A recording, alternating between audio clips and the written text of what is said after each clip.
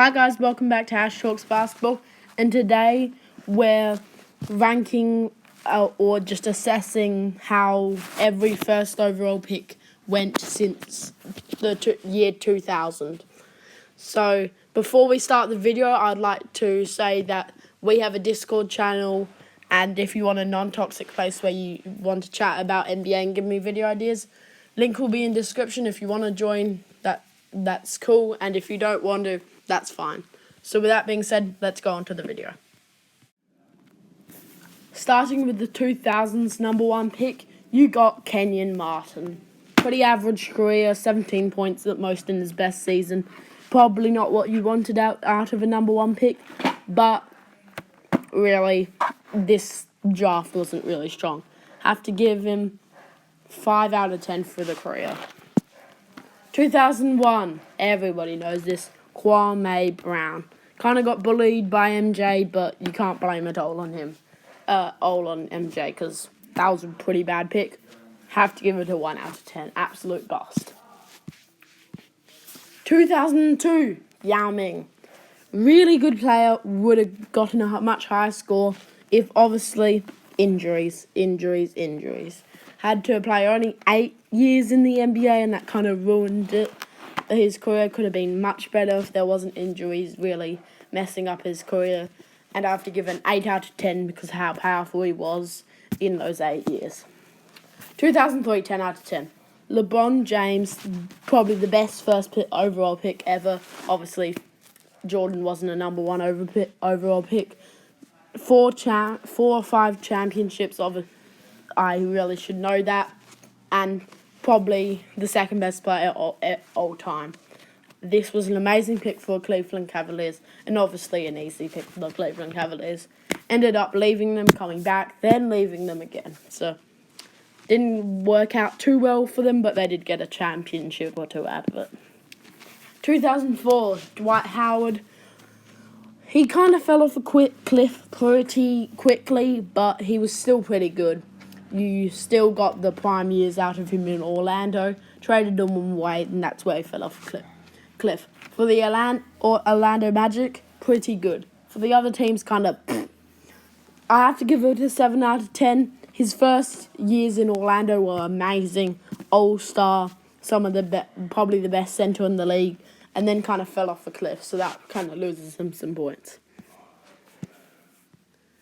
2005, you got Andrew Bogut. Probably not the pick you wanted. He was still good though, good role player, and played some prominent years in the with the Bucks and the Warriors. Probably a 4 out of 10. Andre Bargnani. Sigh. Raptors, sigh. Oh, that was an awful pick.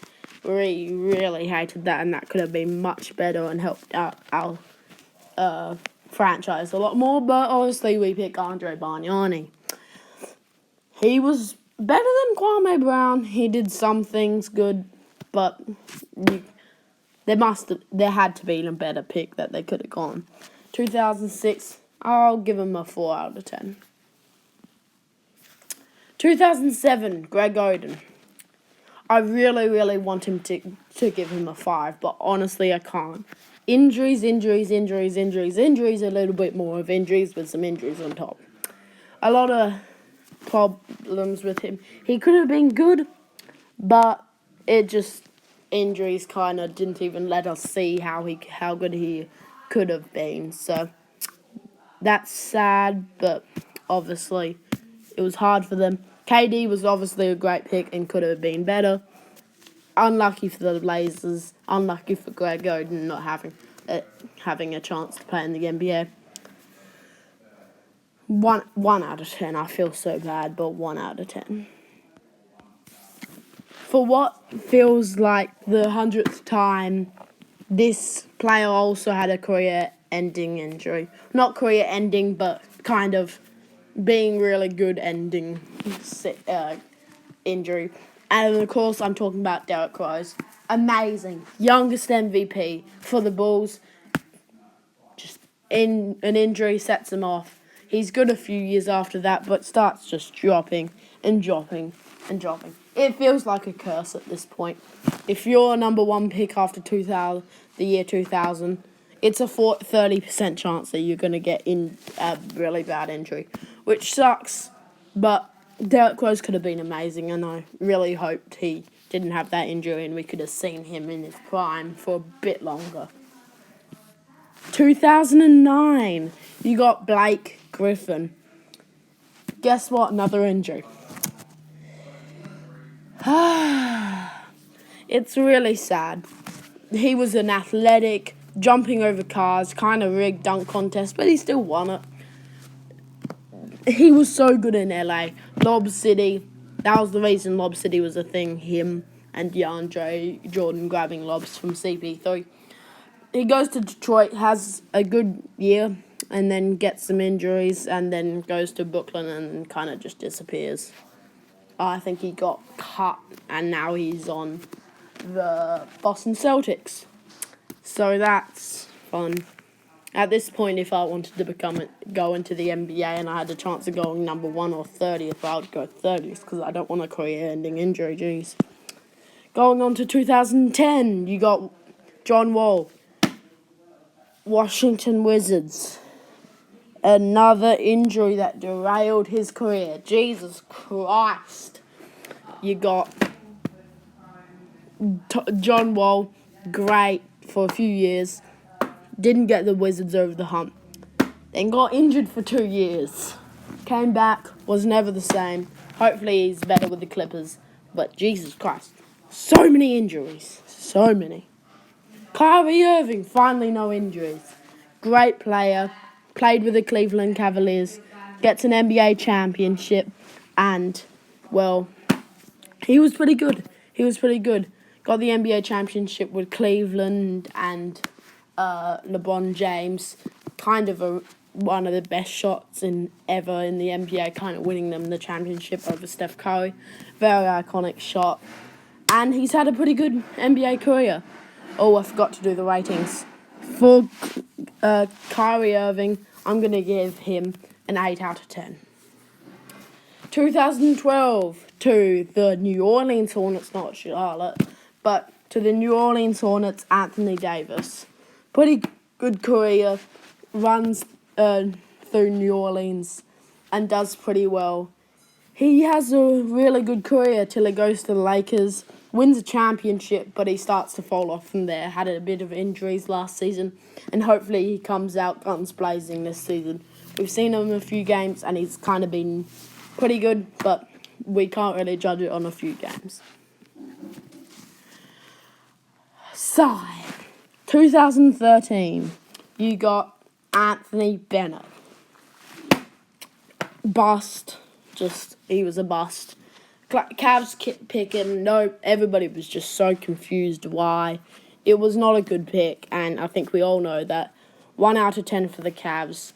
Sad ending to Anthony Bennett. He got so much pressure put on him that he couldn't even perform to what he could have. It wasn't going to be a number 1 pick, but just how much pressure was put on him just gave him no chance of being good in the NBA, and that's kind of sad for him, but he left the league a few years later, and he's been playing overseas, I think, in the last few years.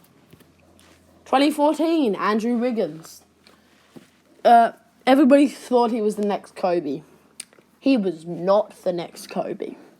He's still been good. He played through he got traded instantly to the Timberwolves, gave him a huge contract, did not live up to that. Everybody kind of hated him.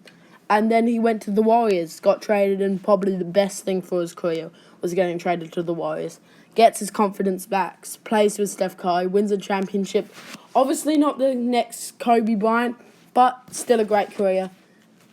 6 out of 10, which is a very harsh rating. 2015, Minnesota Timberwolves select Karl Anthony Towns. Good pick, very good pick. He's been a really solid center. Best 3-point shooting big ever, won a 3-point contest, and really been the core of the rebuild coming out of Minnesota. And then you got Anthony Edwards joining them 5 years later.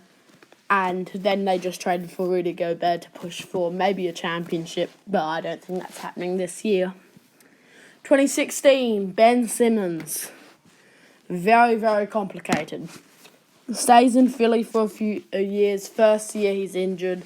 Second year, he wins Rookie of the Year. Everybody thinks, oh, this guy's amazing, but he can't really shoot.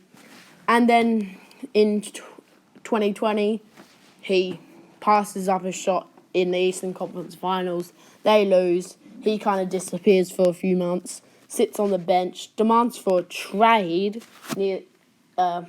demands for a trade way earlier.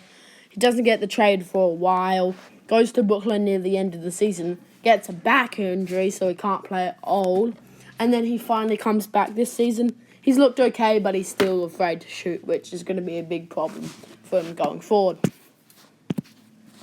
Back to the career-ending injuries. Not really career-ending, but kind of stuffing him up.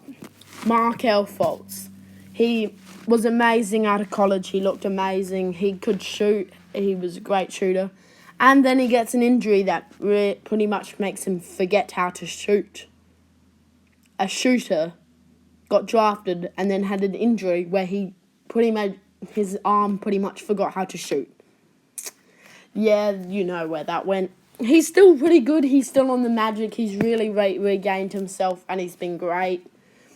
And he's probably bounced back as well as you can from one of those injuries. Really rare injury. He's bounced back. That was amazing, Markelle Fultz. Shout out to you for not giving up on the NBA and just fighting through it. 2018, you got DeAndre Ayton. He's good. He's a center playing for Phoenix. He's been solid and he's been a solid defender, solid center, and not a bad pick. But honestly, there was Luka on the board, Trae Young on the board. There was better picks. They could have picked him, but picked them. But still a really good player. 6 out of 10. 2019, you got New Orleans pick Zion Williamson. Easiest pick ever. Zion was hyped to the heavens in 2019 and was good, but obviously injuries. He's just come back now, and he's been good. He's averaged 28 in his first season, and now he's just come back this season, and hopefully he's going to be good and going to hopefully bring New Orleans to a high seat in the Western Conference for the playoffs. 2020, Anthony Edwards, probably the best pick you get there. Minnesota, great pick for them. He's helped their rebuild.